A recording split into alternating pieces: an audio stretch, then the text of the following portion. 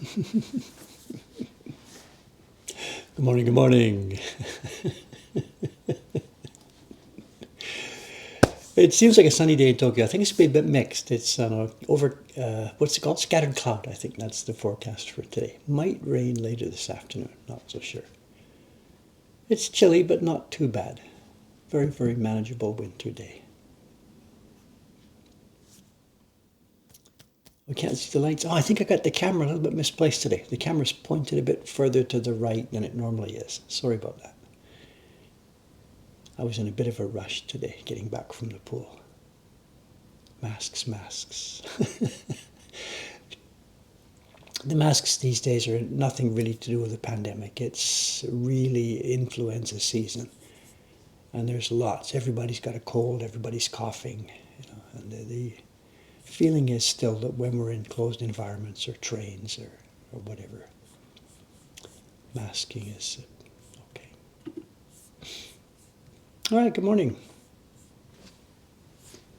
I had a reasonably good swim today. She passed me twice, which is not good news, but whatever. Mondays, I take it easy. I do not push the pool on Mondays. Tomorrow, we'll give her a run for her money. But today, my pace car lady passed me twice, so it's okay. It's all right to take it easy sometimes. But Mondays is the day to take it easy. Paper is out. Yes, Tom's asking. The paper is out for Ishikawa-san. She's doing the Let Fly print number 11 in our Portraits number 1 series, back from 2014. It's 10 years old, still doing well. Still doing well. So she's doing a batch of that one. Dei-chan is still working on the Milton print, John Amos's pulp mill picture.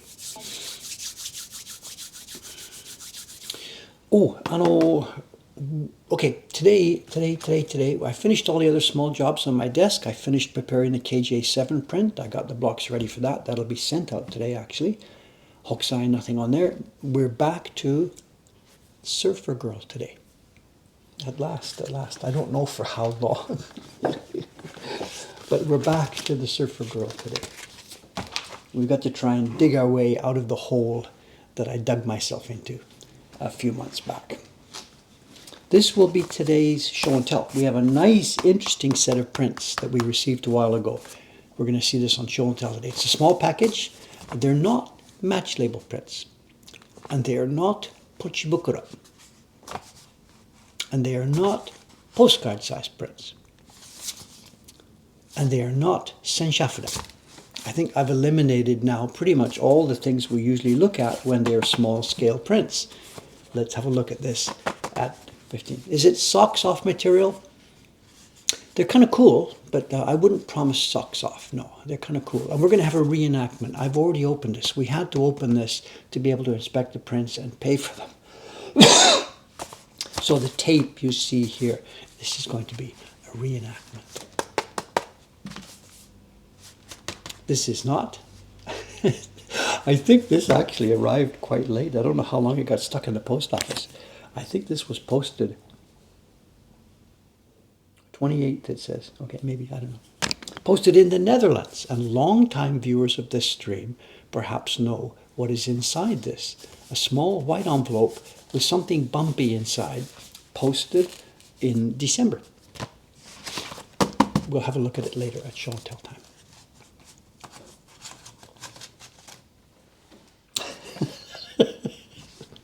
Are we so predictable? Okay. Not sure what everybody knows about all this. We're going to get back to work on the Surfer Girl. And there's been, as the regular viewers saw, there has been a problem with the production of this print. We have here one of the blocks, the color blocks. This is the color block for the blue background. And what we've got here, I'll just have to recap some of this for the people who don't know what's going on. This is a color copy. It's not a woodblock print. It's a color copy taken from an image on the web of the 1974 edition of this print that was made by Watanabe's team down in the Ginza. I've never seen the real print itself. I've never had a chance to see it. But this is a pretty good reproduction. So we've used this as the guide for making our new version of this, because pretty much all the detail has been very visible. I also referred back to Okada-san's original drawing, which differs from this in many, many details, but did provide information for us. Anyway, the story is the block set was, quote, finished, unquote. But it turned out that when I was making my version of the print, I was a bit careless with one major thing. The blue block is not a single blue block. The blue block is varied tones of blue and teal, or green, blue, teal, whatever you want to call it. You can see there's different levels here. There's a base level. It gets a bit darker, back and forth to the base level and a bit darker. Then it moves up. There's a level a bit darker still. We call this level 3. And then as we get down behind her, we've got level 4, which is darker still. And there were two ways to do this. I could have carved one block just to do the level 1 areas. Do that, skip this, do this, do this, skip this, do this. I could have then carved another block for the level 2 areas. Skip this, include this, skip this, include this, skip, skip. You see what I mean? There could have been separate blocks for 1, 2, 3, and 4. Looking at the copy carefully, we could see a number of places where there was a bit of blurriness at the edge, and it became clear that what they had done in the original version was they had stacked the blues rather than separating the blues. It seems that there had been one block for the blue tones all underneath, then a second block only for 2 and up, another block for 3 and up, and another block for 4 and up. So they were getting stacked. Boop, boop, boop, boop.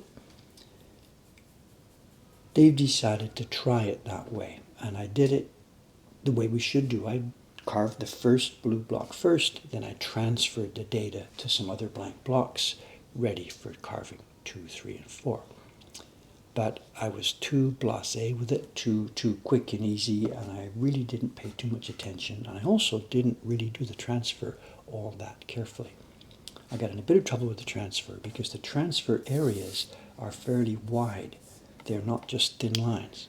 And my transfer sheets picked up a bit too much moisture from the block, and they expanded and contracted a little bit more than they should have.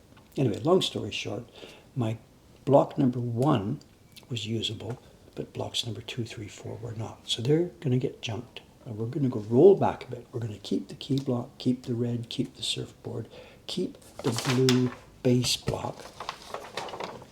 And before I move ahead, I am going to very carefully clean up the blue base block to match more carefully the original. Because if we pull one of our original test prints, let's have a look at some of this. It's the test print on top, and it's the reproduction photocopy on the bottom. And you can see, anybody can see right away what happened. This is our test print. This is the original.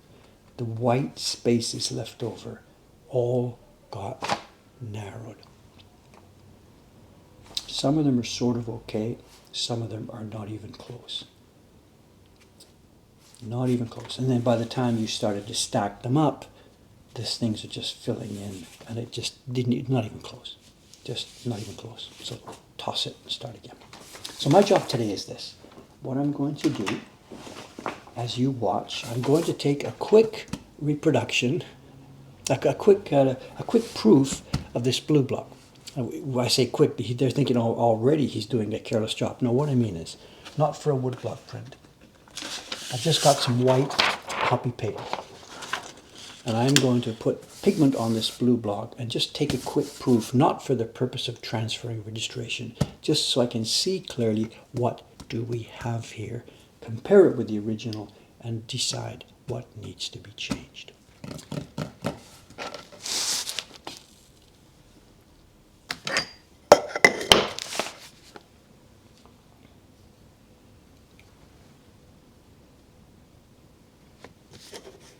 I've got a blue brush ready, some water, and I've got some blue pigment, which I stole from one of the benches upstairs the other day. I have to take it back upstairs. This is from Ayumi-san's bench.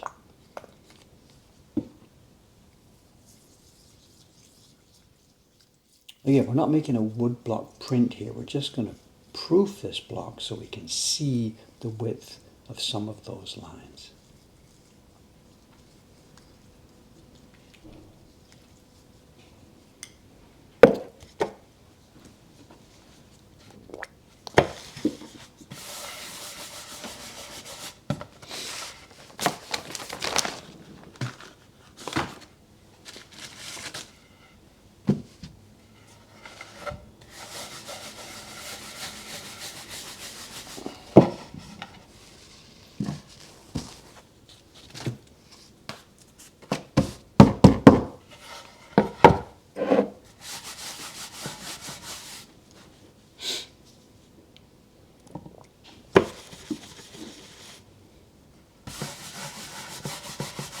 Someone was talking about Bob Ross, and he would call those thin lines happy accidents. That's not how we play the game here.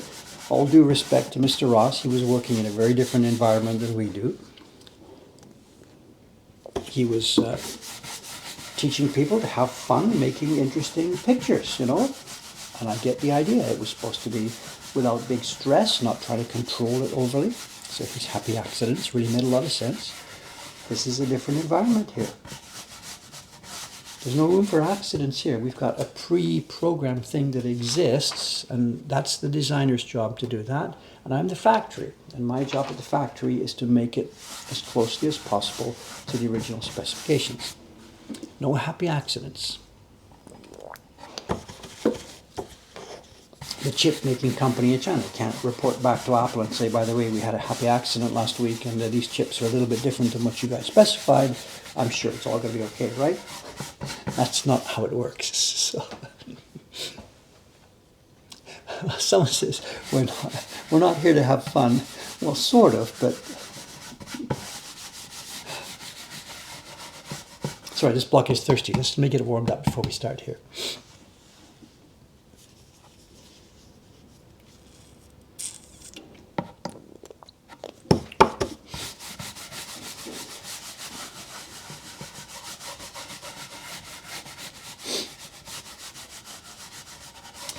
I said we're going to toss out the other blocks.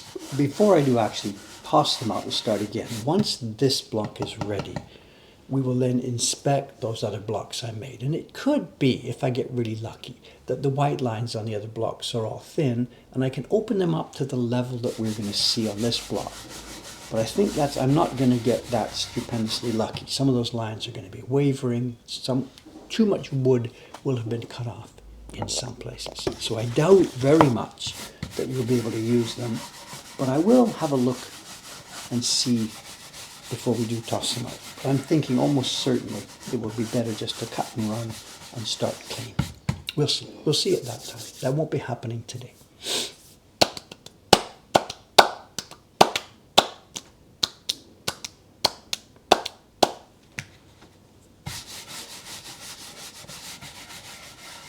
It's winter here and the wood is always thirsty, very, very thirsty.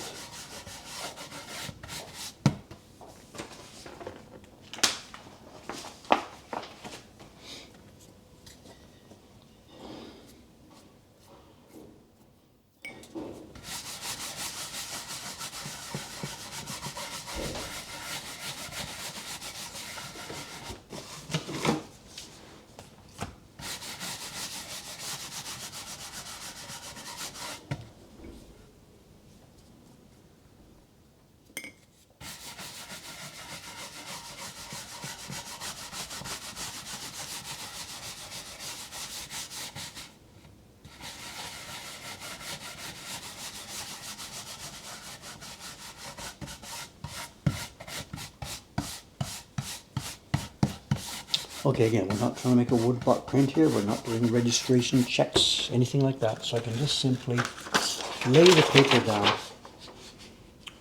We're not even going to put it in the registration marks. It doesn't matter.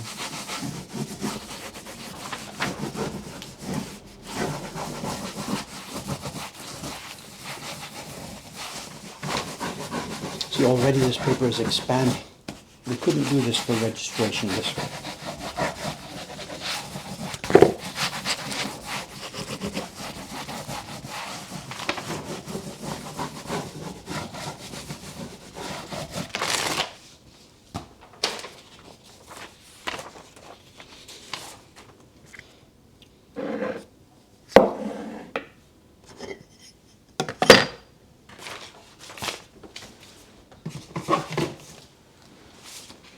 Okay, let's put the block away for a minute.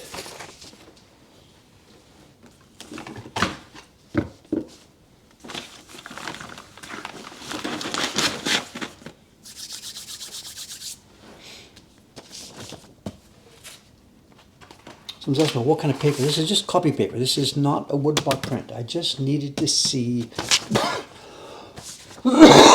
Excuse me. Oh, I can see right away. Okay, okay. Here's how we're going to do this.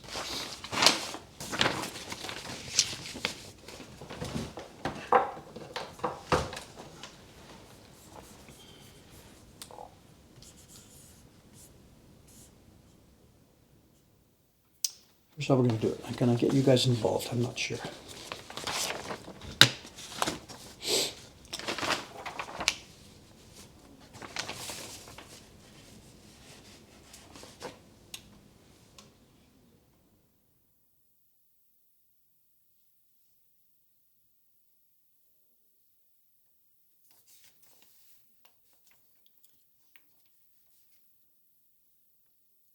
So you can see the difference here. Okay, so what I'm just going to do right now is simply identify areas that are going to need adjustment. Looking at the white area here, this one is too thin. This one as well. I don't think it's the entire print, but let's, going back from here, this area is actually okay. I think this corner is the real troublemaker.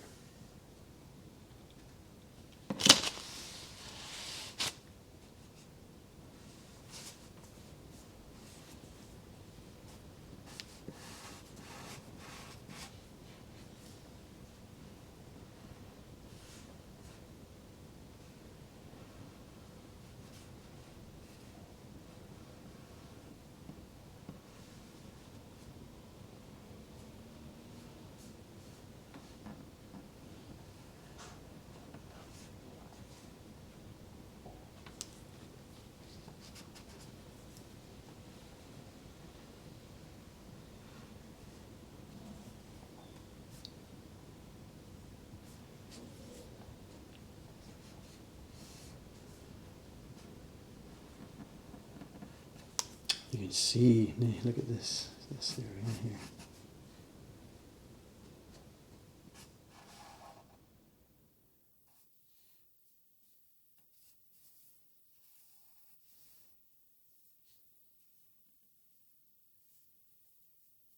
Look at this one too.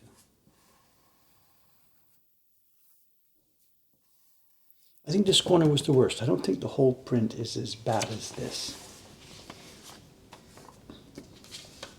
But also too, I'm a little bit pleased by what we're seeing here, because the changes that need to be made here are relatively easy. I just simply have to carefully slice along this line and open this a bit.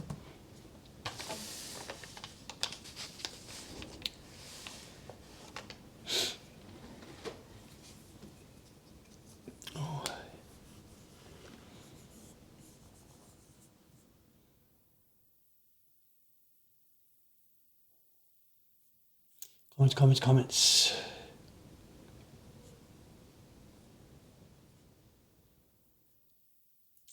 Can't catch it all. I've been reading all the comments at lunchtime, enjoying it. It's a bit confusing sometimes, because when I read the comment thread, the chat thread at lunchtime, it's without seeing the video. So it's sometimes hard to tell what on earth are these people talking about.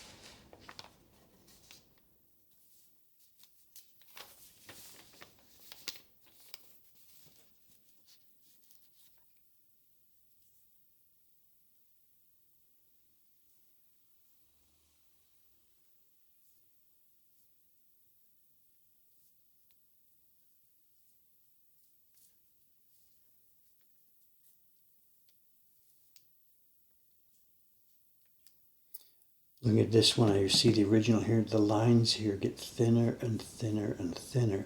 I guess it's two reasons here. One is it's, of course, down at the center of the wave. They kept the big broad lines at the outside of the wave, and down here inside the center they've cut the lines much more thinly. It's much more difficult because there's also, now here we've got 4 layers on top of each other.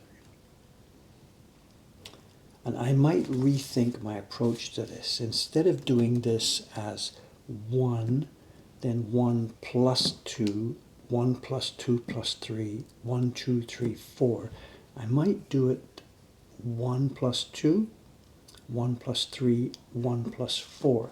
I use a darker pigment so that these areas here with 4 are not laid up 4 times, but just everything gets twice.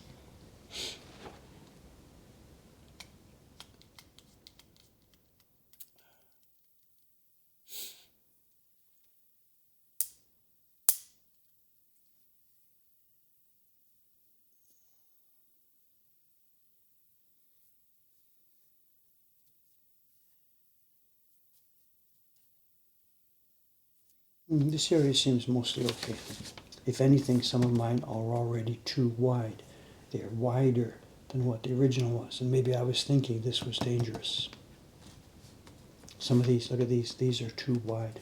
Can't be helped now. They're okay, we will go with it. Then it's not just the lines inside the blue, it's the other lines as well in the general water. Trying to keep this on screen so we can see what's going on.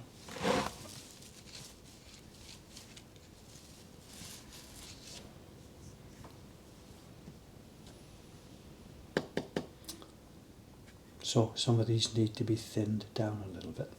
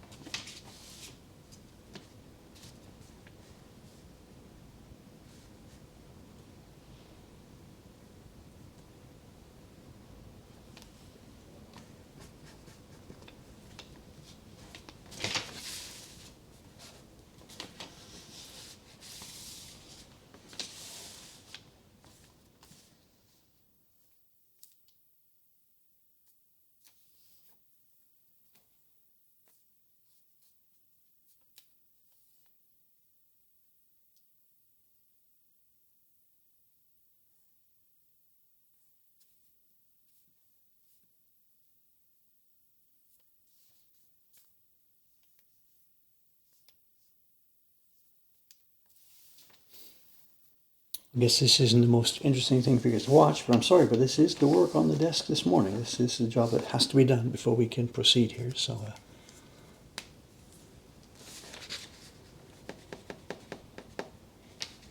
someone, what's the process like? What we'll be doing next is I'm identifying things that can be fixed in the carving. These lines are going to be thinned down a bit to match the original. These white spaces are going to be opened up a bit to match the original. I can't put wood back, but the errors here are all on the fixable side.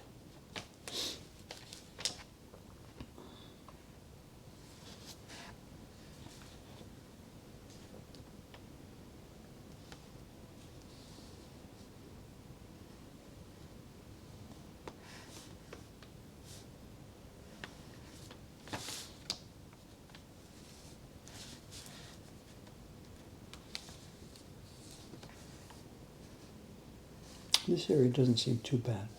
Matches quite closely.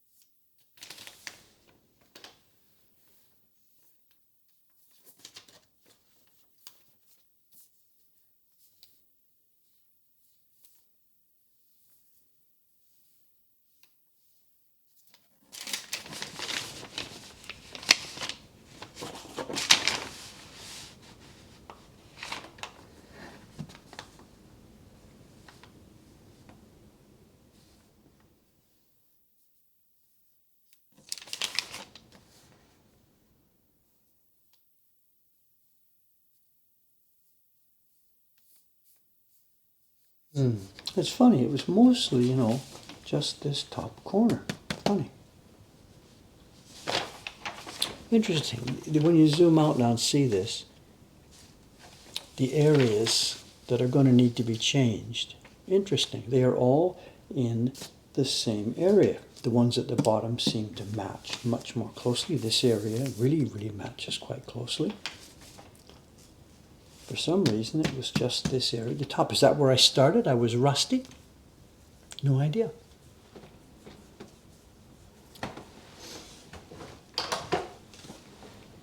Okay, it's 8:30. I guess I can get started on a little bit of this.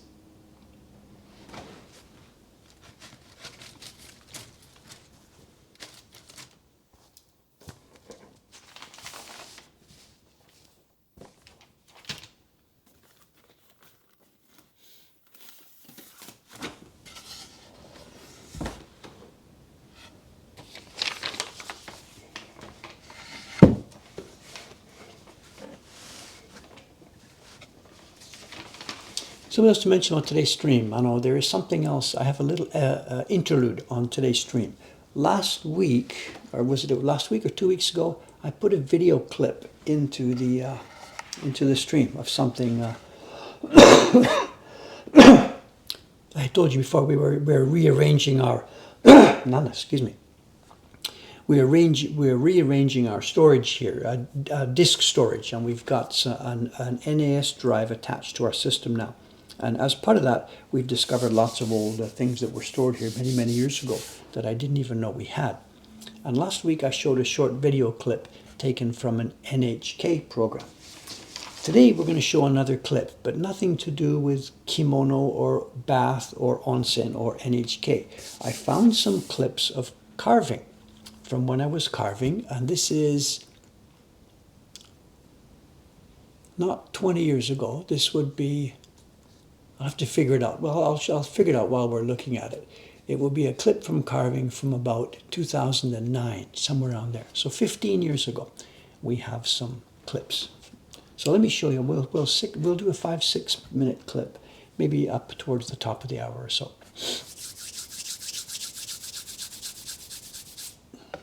Okay, now we've let's have a look at this. How am I going to do this carefully? How am I going to do this?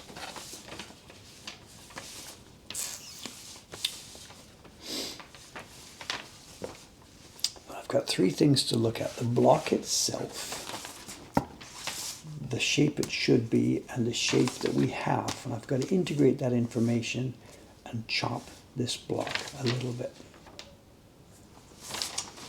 First, let me get my view.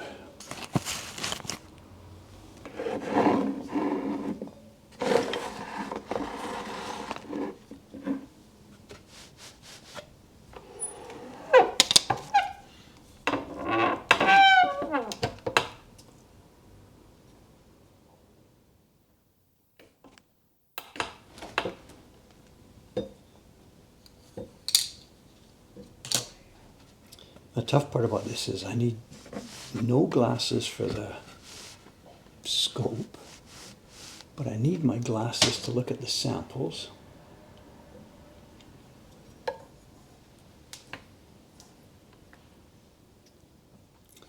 The other problem with this block too is it's so large, as I'm rotating it, it's going to bump into the microphone and bump into all kinds of crap everywhere.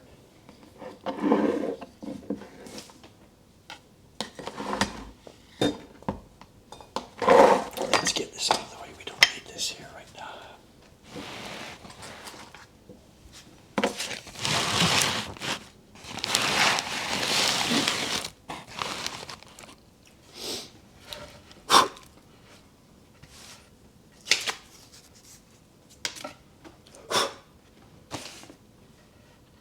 Okay, here we are. That's our active cutting location. Let's zoom in.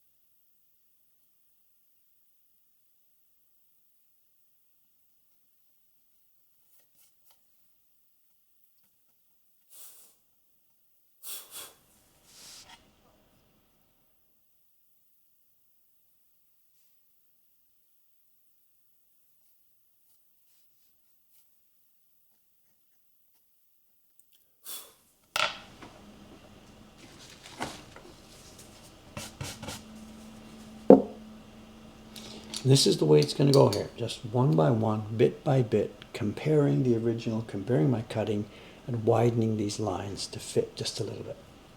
This is not going to be hugely interesting, but this is work I do have to do.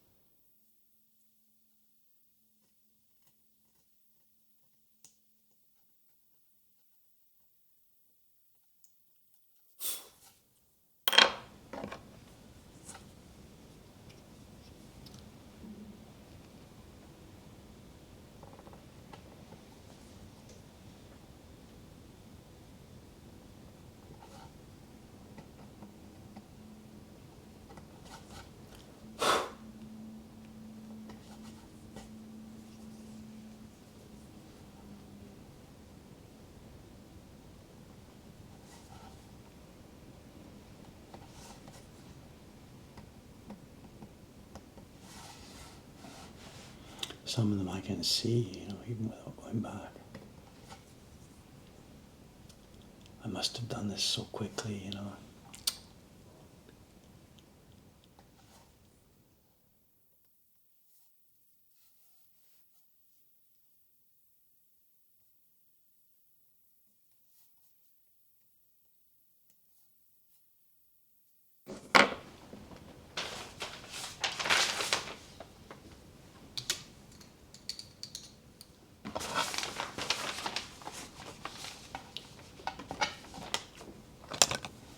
It's also really easy to get confused and cut the wrong place.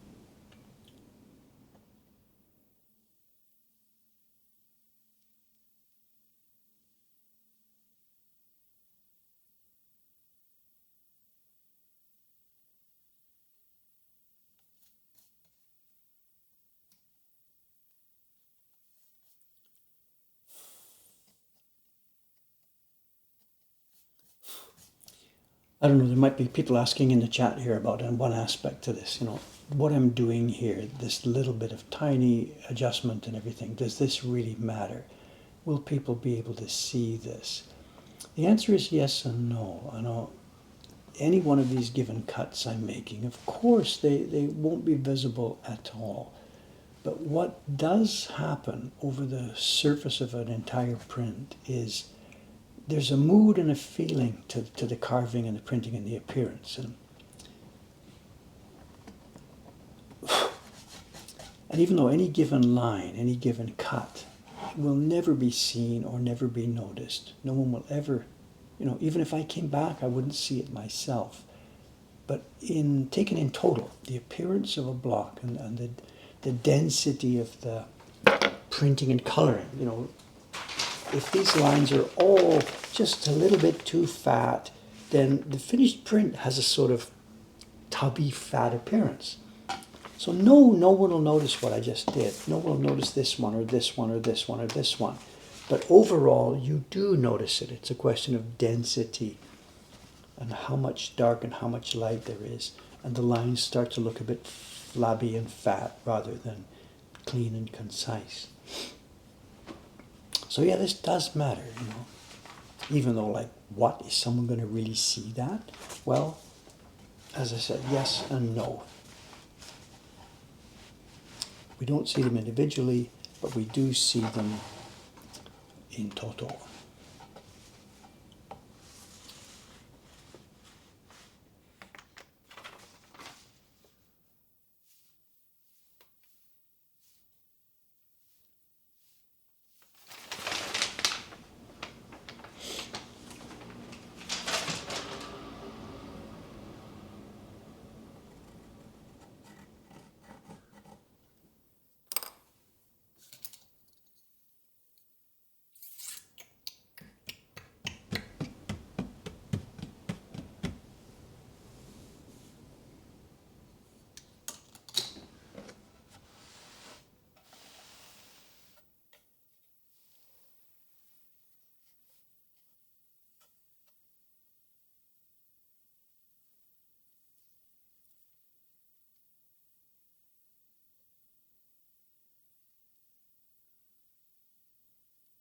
But home today, it would have been so much better to do this properly the first time, It's much more difficult to fix these things than it is to carve them just properly in the first place.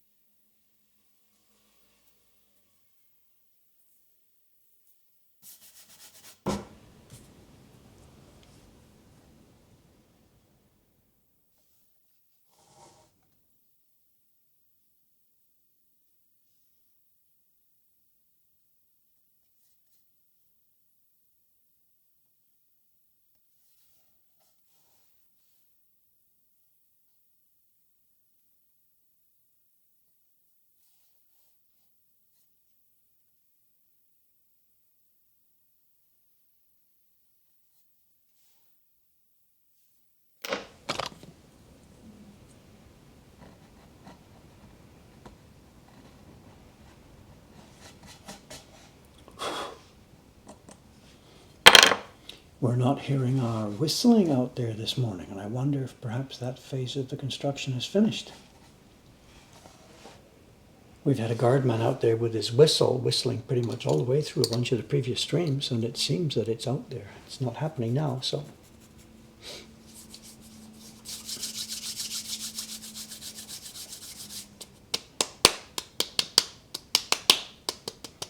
Okay, oh my God, time is passing, 8:48. How about we put that little video clip in? Oh, I need the print. One sec, let me go and grab off the shelf there. Let me go grab off the shelf the print.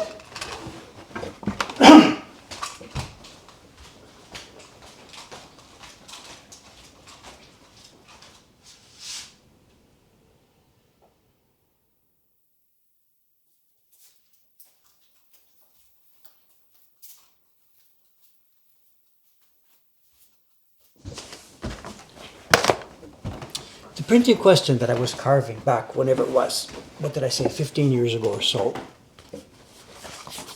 The print that I was carving at the time that I took those newly found video clips was this print. This was something I published, like I said, about 15 years ago. We looked at it actually in the stream a while ago. And it turned out that what I had done, and I didn't remember this, but what I had done when I was carving these hairlines is I had done some experiments with trying to get a camera really close to the desk and do some filming. This is long before we were doing Twitch streaming, so none of this is on Twitch. But I found these video clips the other week when we were, like I said, rebuilding our in-house video storage system here. So what I've got to show you right now coming up is this kind of carving. The kind of hair carving we've seen before is pretty much, you see, where the lines just come straight down and straight out. But there's a particular kind of carving drawing that was done in the late Meiji period, not just the late Meiji, earlier as well, where each of the hairlines curves up and inwards. So you've got a longer straight line, a longer darker line, and then a bunch of small hairs that curve up from it. And these are insanely difficult to carve because your knife can't just come swoop off the end. When you're carving like this, your knife goes cut, cut, cut, cut, cut, cut, out, cut, cut, cut, cut, cut, cut, out. But these don't do this. Your knife has to terminate exactly at the right place. Anyway, as I said, I found a couple of video clips to show how this was working. Shall we? Because today's carving is really not interesting. Let's have a look at these. Where are we here? This is the print itself. We probably don't need it. And this is the video clip. Now I think it was recorded with sound, but there isn't any sound on it because nobody is talking. So let's show this. I think it's going to take about 5 minutes.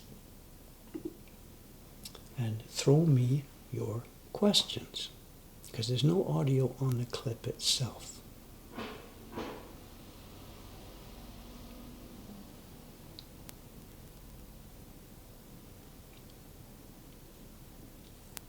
We can't zoom in. This is the video clip. I can't adjust the zoom at this point. I was thinking at the time that this was pretty heavily zoomed in. And the first step you see here, Dave is cutting one side of all the lines in the group. Let's call it the right-hand side. It isn't. So I go down the whole group, cutting the right-hand side first. But it looks a little blurred in there. But once we turn the block around, you'll be able to see each of the lines more clearly.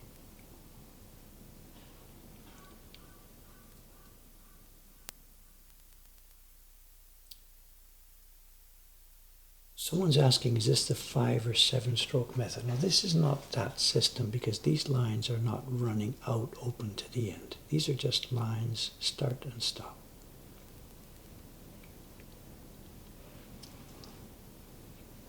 Someone's asking, is any material being removed? Not at this point. This point, the knife is cutting the right-hand side of each hair, and no material is coming out yet.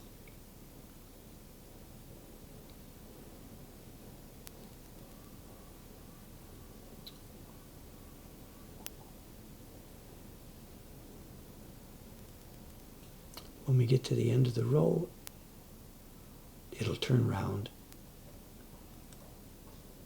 and then the wood will start to come out.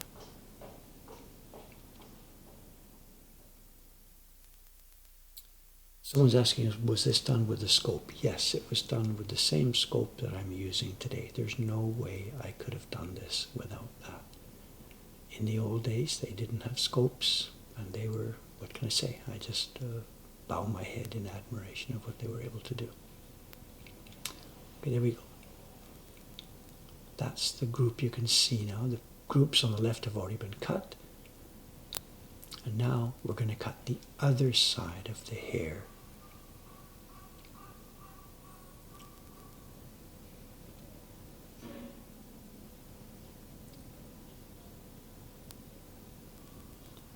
And the white spaces are going to come out one by one by one. You can see it lifting up. There's the hair, the white space coming out.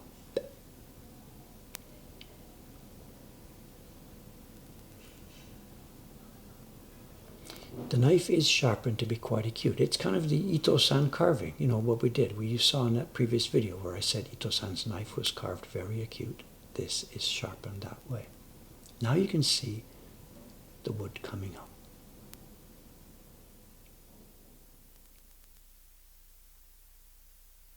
This is boxwood. This is not cherry. This is boxwood.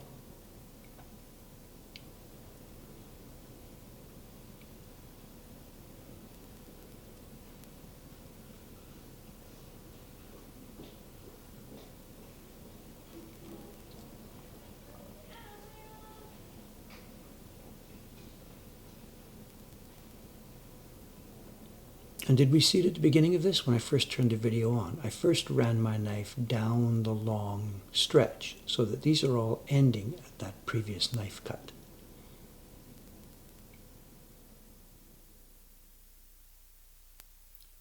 Does the printers have to be more careful? Yes, of course. This is insanely difficult to print, of course. The pigment builds up everywhere. The pigment gets stuck in all the corners. The printers look at this and just shake their heads in frustration. At the time I did this, that wasn't a concern because I was the printer.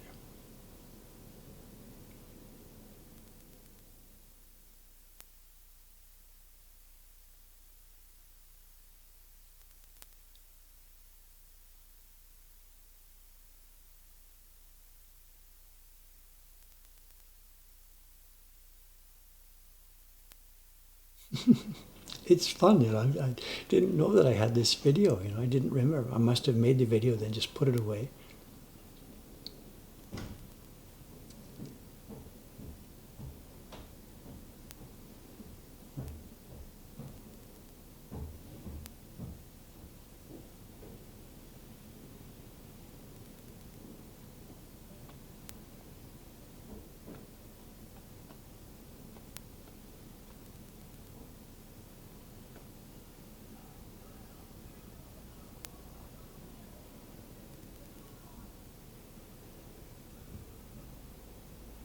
It's extremely satisfying, you know. I can even I feel fun watching this now. But each time that little triangle of wood pops out, it's extremely satisfying.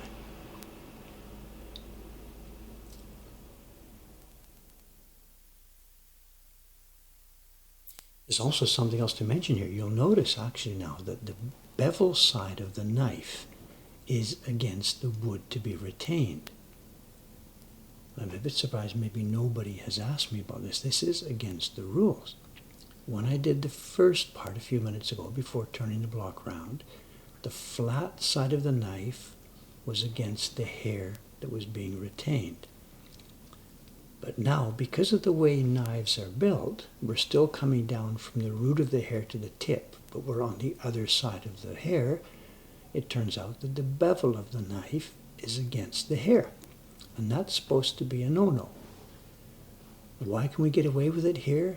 Because when the first cut was made, we were squeezing wood. Nothing was coming out. So the flat side of the knife stayed on the hair, and the bevel side, which does the squeezing, did the squeezing in what was going to end up being waste wood. Now the knife is sliding in there, and because the wood is releasing, the wood is coming out, it doesn't matter that the bevel is against the hair because it's not pressing it, it's not squeezing it. All the pressure is coming into the waist area. So the key point is when you're doing your first cut, squeezing wood, not releasing it, the flat side of the knife stays on the line. When you're doing a second cut that removes wood, you can get away with having the bevel on the line because it's not squeezing anything.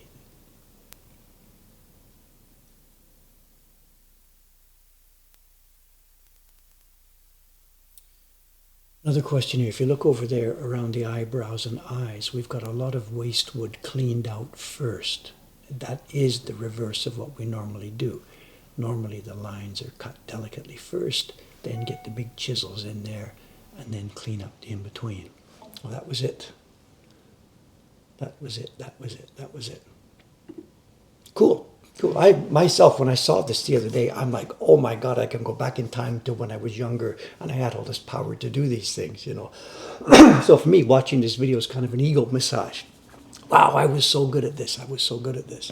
I don't think I could do that now, you know. I really don't think so.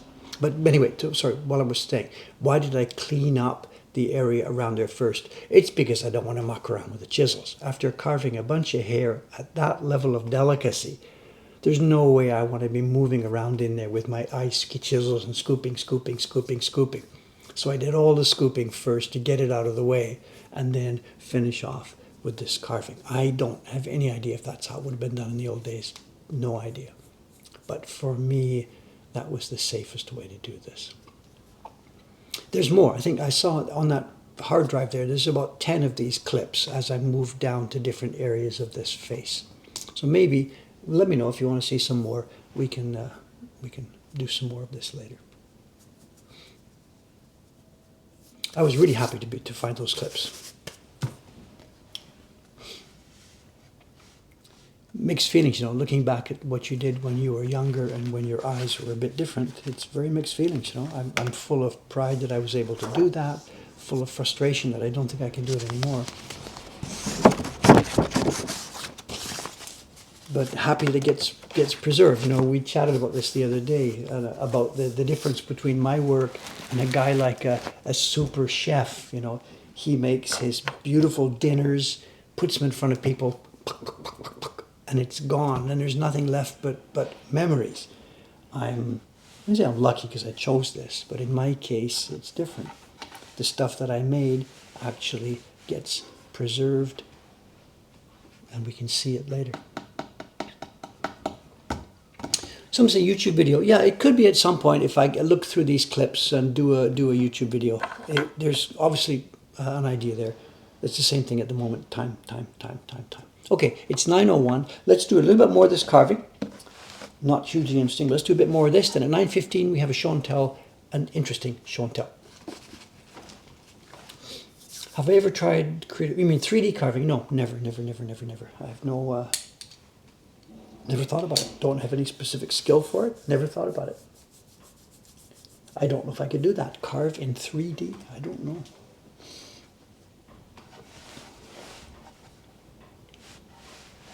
Okay, let's try and identify a couple more places to slice here and get some work done.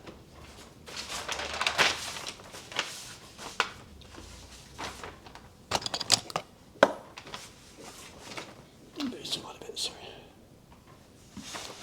Lost my position here, right? We're here.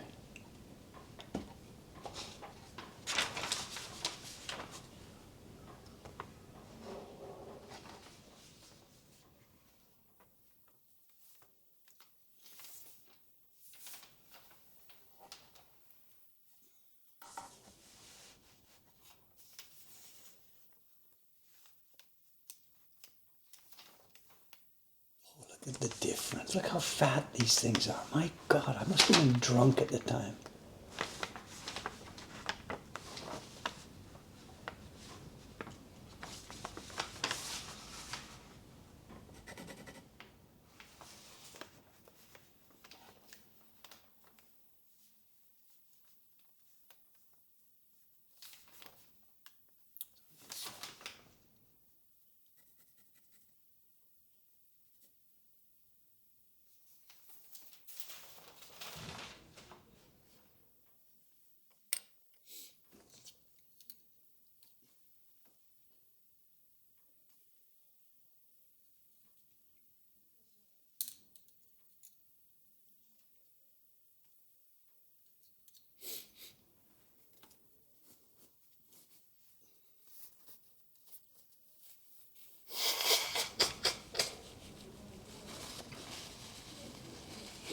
No, I joke about getting drunk. Actually, whatever. I shouldn't joke like that.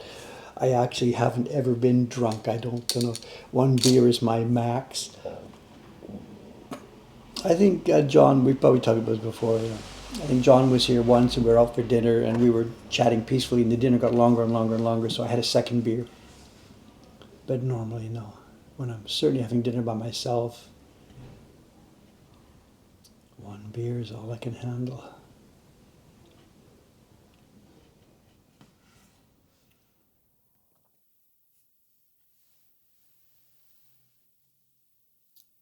My God, it's so thick. What was I thinking?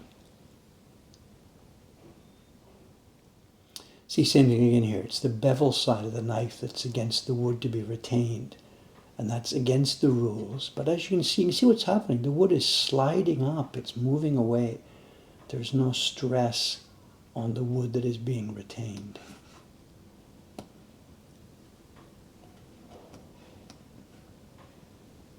I know Taran-san, of course, should be talking about this a lot. Taran-san is carving to a large degree without moving the block round and round. We're talking about carving the key block, not a color block like this. But he, in that stream he and I did together, the 4-hour stream or whatever it was, this came up, but he didn't clearly enunciate this, that you can put the bevel side against the line in areas where you're not applying stress to the line. And I think he didn't make that so clear. So this conversation will continue because it's so important. I failed for 10 years. I had followed the advice in Toshi Yoshida's book, which clearly showed a picture and mentioned a description. The bevel side is against the line. And I swallowed it hook, line, and sinker. For 10 years, all the years of carving the Poet's Prince, I did it wrong because I was told to do it wrong. And I blame myself because I was so frustrated. The lines were expanding, things were going wrong. And I should have just had the confidence to realize that what was said in that book was simply wrong. But I didn't have the confidence.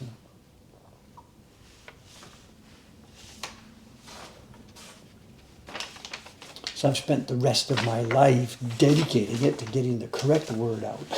So we just did those two. Count 1, 2, 3 bumps. 3 bumps. This one has to come off on the inside. And then the next one has to come off both sides.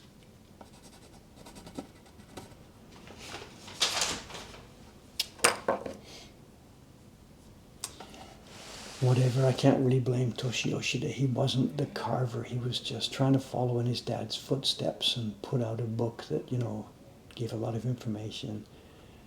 And he picked up from his workers there. But in his workshop at that time, they were just carving plywood. There was no cherry carving being done.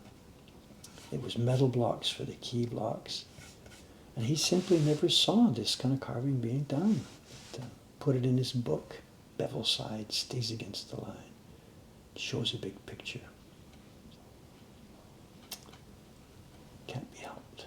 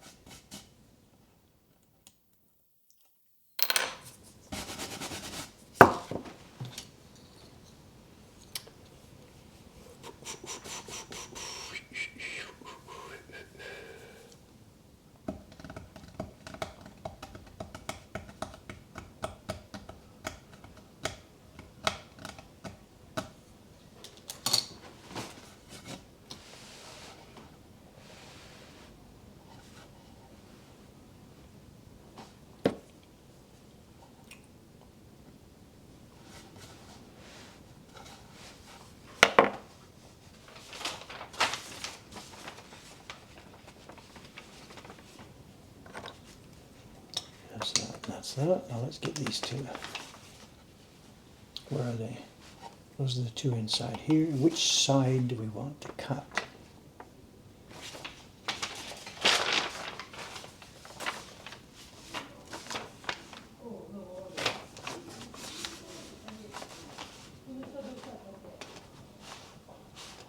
the outside, the outside. Okay.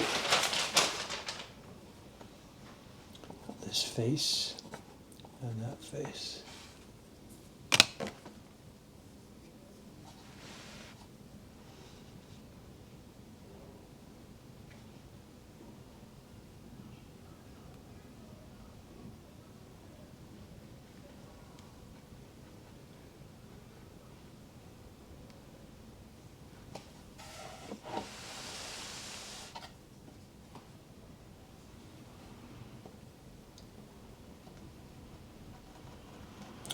I'm enjoying the wood. The wood is actually a nice, good, crispy piece of wood. It's really, really good for what it's needed here. I know.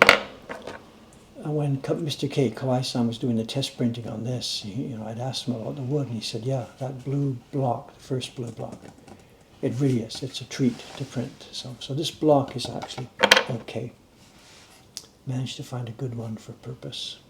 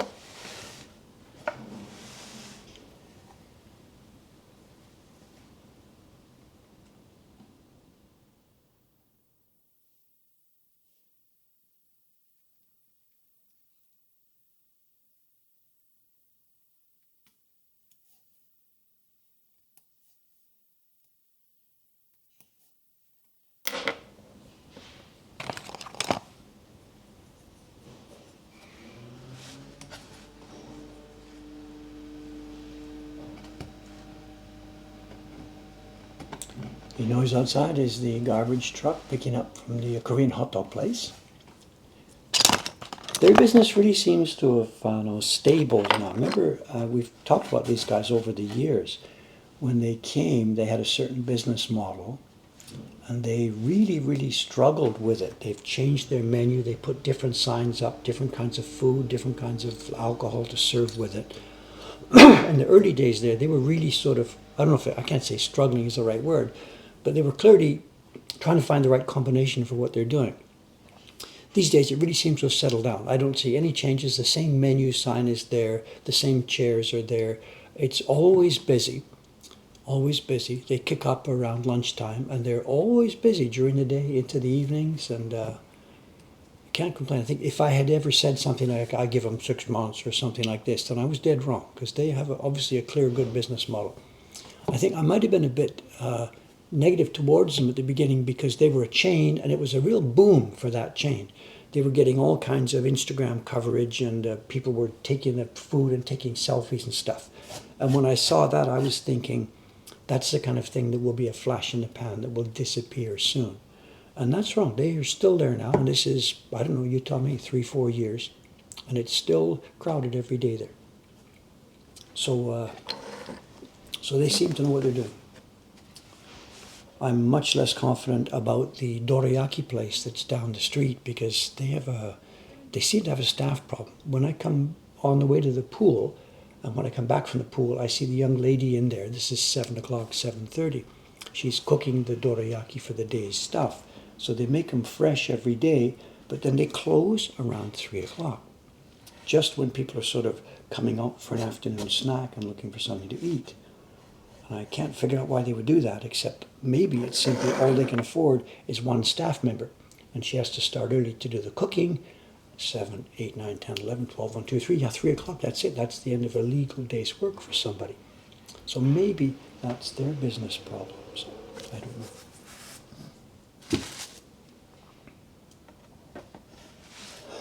Okay, there we have it. Let's move on to show and tell. I know you can see how this is going to go. Now, I'm a little bit, not sure how I should proceed with this over the next couple of weeks. This part was easy. I can do this a bit carefully. Then when it comes to the other side over here, I can open this a little bit carefully. When it comes time to do the transfers, I think I probably want to do that by myself quietly without getting interrupted, because doing the transfer sheets for this is going to be an extremely, extremely, extremely careful and delicate job. And I screwed it up once a couple of years ago. I don't want to screw it up again. Anyway, here we are, back at work on a Surfer Girl, and we'll see how she goes.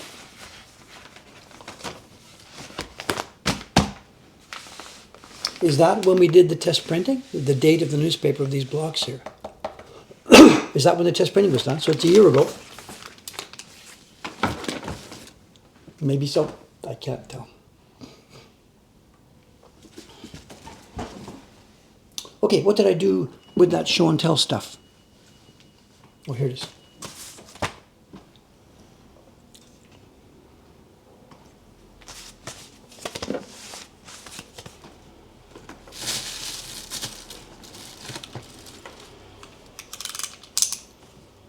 First one's easy. Is Jacques here today? This is from the Netherlands, and this has become a tradition. I certainly wouldn't ask or expect Jacques to keep this tradition, but he is doing it, so happily received. This is from a friend, collector, acquaintance, whatever. Customer first, acquaintance next, collector, friend, from Jacques in Holland. And one of the museums near where he's in Leiden. And one of the museums near where he is has a little gift shop, and they have a bunch of these things. And Jacques has made it a tradition to send one of these to me every year. Instead of just selling postcards in their gift shop, they make these 3D viewers, and you have to sort of pop them up here.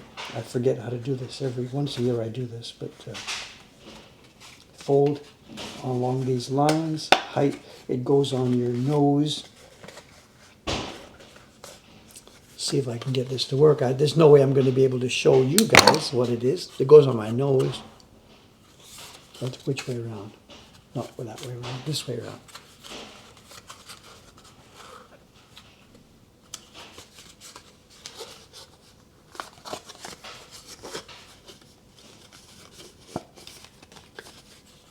There's 2 pictures inside. Yes. Well, actually, the problem is no, because I see how it's supposed to work, but unfortunately now for me, I can't see close things anymore. So Jacques, I think, no, my glasses put it off. Jacques-san, I think I'm too old for this. The point is, of course, you put it on your nose, there's 2 eye holes, and you see a 3-dimensional picture of the ukiyo-e print inside. You're supposed to squeeze it out. You can adjust it, I guess. Yeah, oh, there it is. Okay. It doesn't go far enough. So, Jacques, I can't see her. I'm sorry. So, it's okay. The staff at the shop here will enjoy playing with this. David can't actually see the effect. I'm sorry. Okay. Jacques-san, thank you. Thank you for the friendship and support over the years. Much appreciated, sir. Okay, now, prints. As I said, this is a reenactment. When this package came, we had to pay the bill for it, but before we could pay the bill, we had to inspect the goods. So I cut the bottom of this open. We peeked at the goods inside. But now, let's have an opening reenactment. These are fun. Did anybody get, I didn't follow the chat quite carefully. As I said, they're small prints, but these are not Senshafada, not match labels, not postcard prints. What options do we have left for small prints?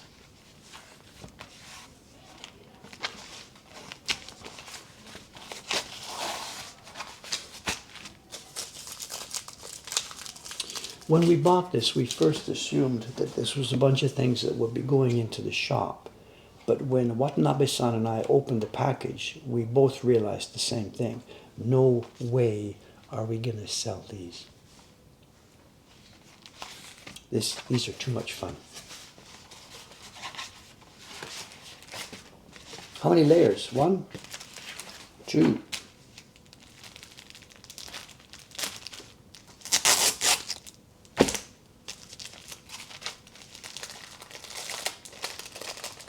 There are 2 different kinds of prints in here. So because I know this already, I'm going to skip ahead at the moment here and split this into 2 groups. Just 1 sec.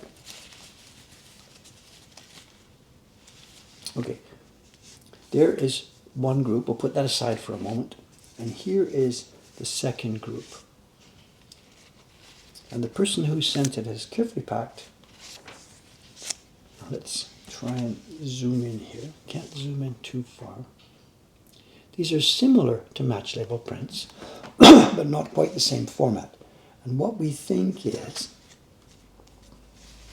these are small prints. I'm going to catch in my throat. Excuse me. Drink, please. These are small prints that we think were designed to be put inside little greeting card packages. We've got some greeting card packages already. It's a piece of paper folded and sometimes in 4, and on the front cover a print like this is put with a bit of glue and bang, the print is on the front, and inside it's got a format, Merry Christmas, Happy New Year, or stuff like this. And gift cards like this were sold. In the pre-war period they were a very popular tourist item here in Japan. And these prints look like they are of this type. They are so nicely made though. When we see those gift card prints, they're usually really, really, really rough, but this group has been really delicately made. They're sort of like match labels, but with a different carving and printing mood and a different dimension. And there's an extra little bonus here. Let me zoom out a bit first so you can see the group of these things here. 3 different pictures, right? It's a picture like a sort of a quasi-Hiroshige type thing. It's not really Hiroshige. This looks the same. Here's a little. Do you notice some things about these prints? Namely, as in, there's a mess on the corner on some of these.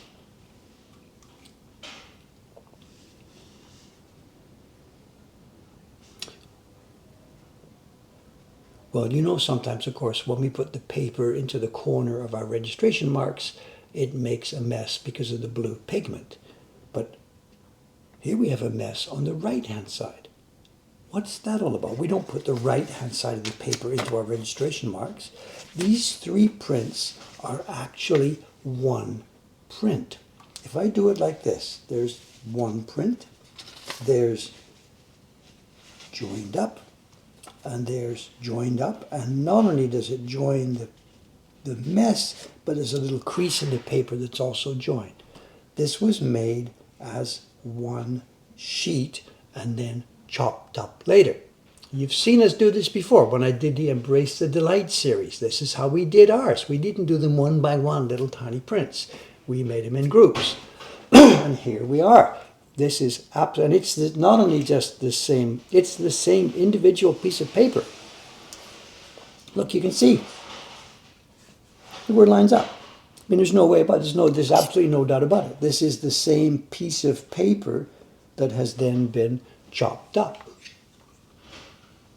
That's the corner registration mark where the piece of paper, where the overall print went into the corner registration mark, and then over here, this is the other registration mark. You know, we have an L mark and a straight line, and these are the 2. And you can see the gradations. The brush has gone right across at the bottom of this thing, and the same up at the top of the print. This was one print, separated at birth.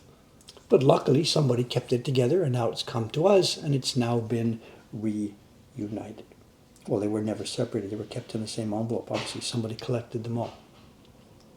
But there we are. There we are. Very nice little print. The design is not supposed to be the same design. But they chose 3 prints that all had water, so they could do a gradation together. They all had sky and a moon, so you could do the sky together. But it's not meant to be a triptych. It's not the same scene, left panel, middle panel, right panel. Unless it's from some planet in Star Wars that has 3 moons. I don't know. Joined together for ease of construction. So I'm spending a bit too much time on this because this little envelope is full of these things. Here's the next group. We have exactly the same story. Registration mess, and over on the right hand side the same thing. And again, it's not a left middle right panel. These are 3 different prints, but they have put them together for ease of construction. You can see the sky gradation would just go boom, boom, boom, boom, boom, boom, boom. The sky itself is all the same. It's snowing in 2 panels. It's not snowing over on the right hand side. It doesn't matter, it's fine. And you can see again the bottom registration mark. Now we have no idea who drew these things. We've tried to zoom in and see what it says on the little seal here, the little stamp, but it seems to sort of say Take. Maybe it's Maru Take. Was that the name of a publisher? I don't know. We really can't tell. We can't read it clearly.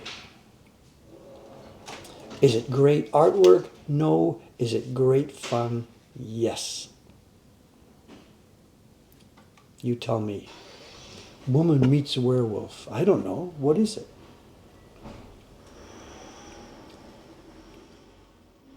They were just perfect for little greeting cards. They would have stuck these on the front of a piece of paper, as I said, with a fold. People would have bought a box of 10, complete with envelopes, for probably like 50 yen or something like that. So as I said, we had bought these thinking this was something to put in the shop, but there's no way we're putting these in the shop. This is going to go into our collection. Okay, that's half of the package.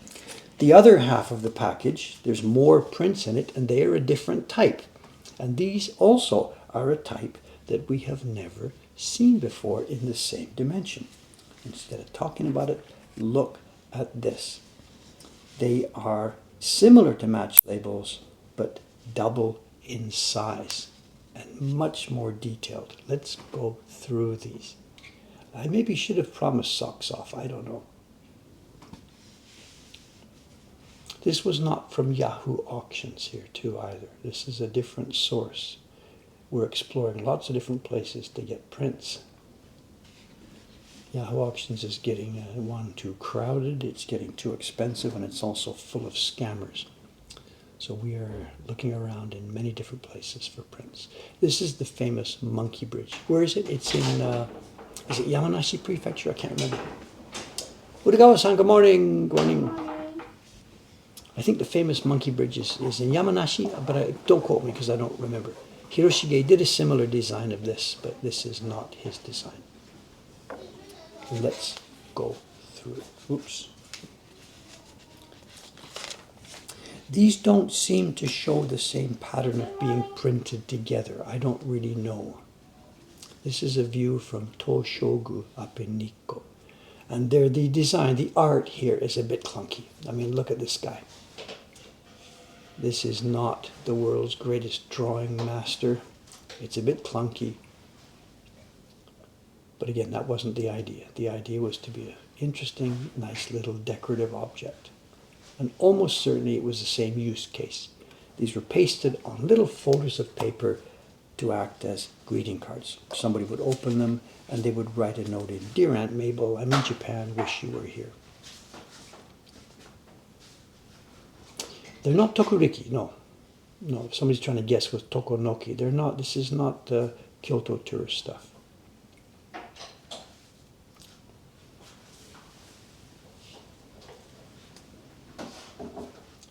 They would have been made in groups, but I can't see any markings here that show me how they would have fit together the same way as the ones a few minutes ago I showed you. You can clearly see where they were cut apart.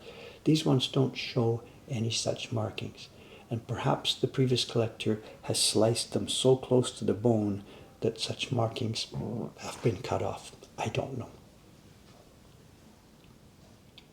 They're very closely trimmed.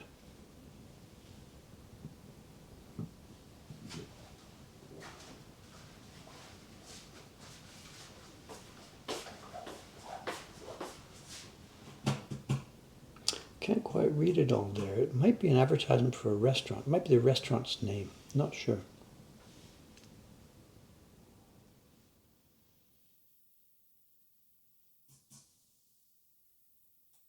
Somebody's saying shote, and they do. They have a shote mood. Some of them.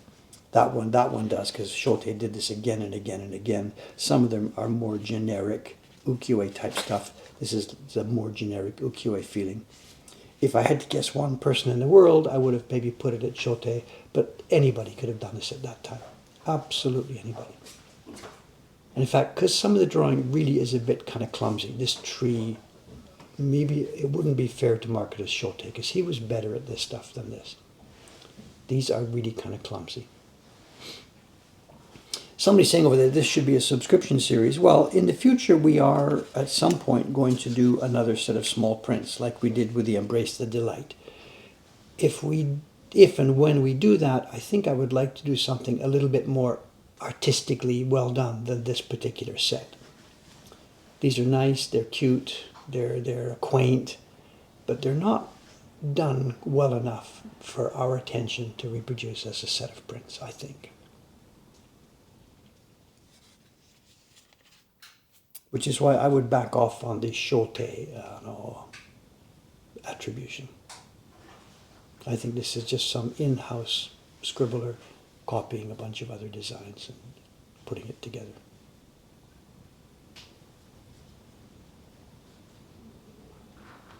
Someone asked if I should ask Jed to do this. Well, remember, Jed did do some prints from us in the Embrace the Delight scene. We had a Fox and Cat series. So the idea is on the table for Jed and I to do more. Somebody's another guess, Yoshimune Arai, who did a lot of work for Hasegawa. Perhaps so. This is not Hasegawa production, though. The production levels here are nowhere near up to the standard of most Hasegawa prints. So again, I wouldn't put an attribution of Yoshimune Arai here either. I don't know. I really don't think there's a name to go with it. It's too rough. I mean, look at this guy. What are we seeing here? Oh, I see. It's not a face. It's the back of his head. It's the boatman who is punting the boat along. I thought at first it was a face. It's not. It's the back of his head. Yeah, you're talking about the Suma Beach. Yes, I get it. They're all generically looking like something else.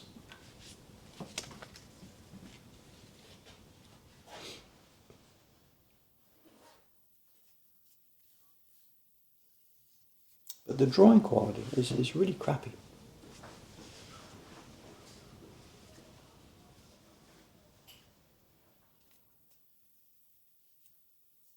Anyway, good fun. I myself, I'm much more impressed with the first group because the cutting and drawing is much more nicely done. It's not great art, but they are much more nicely done. I mean, look at this. Look at the guy running with this wheel carriage. Look at the scale of this. The fisherman, it hasn't just got a pole, he's got a fishing line wrapped around that pole. There's string over there. I mean, these guys have gone to town. These are an absolute treasure. They haven't just cut the shape of the roof here, they've put slumped snow on top of that roof. This group and this group are just completely different. Totally different. The registration is pinpoint. I mean, come on, give me fishing line on that pole. Give me a break. Okay, there we have it. I should have promised you socks off, I guess, at the end of the day. It might have been worth it. All right, it's Monday morning here. We'll be back here Thursday morning. As far as I know, I will be progressing now through the Surfer Girl. Get this block cleaned up first, do some transfers, and then start cutting more color blocks. So that's, I guess, basically what you're going to see me doing over the next few weeks. With the proviso too, remember, there's going to be a gap here. I'm leaving for Canada February 7th and coming back the 23rd. So there's going to be a 2-week gap with no streams here. Find something else to do. She's she's listening to the stream back there. Okay. All right, gang. I got to get out of here. Urigasa, let's get cleaned up and get ready to open up this shop, shall we? Okay? Put that stream away. Quit watching that strange guy on the internet. All right. We're getting out of here. 3, 2, 1. Thank you very much. Bye for now. See you Thursday morning for me, Wednesday for everybody else. Bye-bye.